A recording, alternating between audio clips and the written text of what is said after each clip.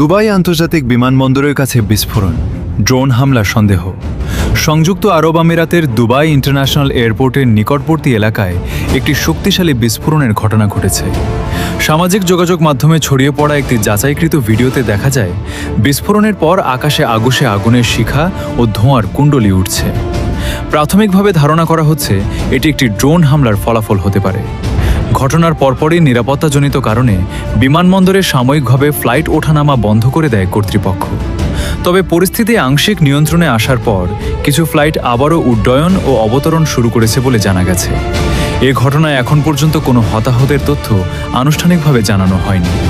কর্তৃপক্ষ ঘটনাটি তদন্ত করছে এবং নিরাপত্তা জোরদার করা হয়েছে। দুবাই আন্তর্জাতিক বিমানবন্দর মধ্যপ্রাচ্যের অন্যতম ব্যস্ত বিমানবন্দর হওয়ায় এই ঘটনার পর যাত্রীদের মধ্যে উদ্বেগ দেখা দিয়েছে। পরিস্থিতি পর্যবেক্ষণে রেখেছে সংশ্লিষ্ট কর্তৃপক্ষ। বিশ্বের সর্বশেষ ও নির্ভরযোগ্য খবর পেতে এখনই স্টার টেলিস্কোপ নিউজ পেজটি ফলো করুন।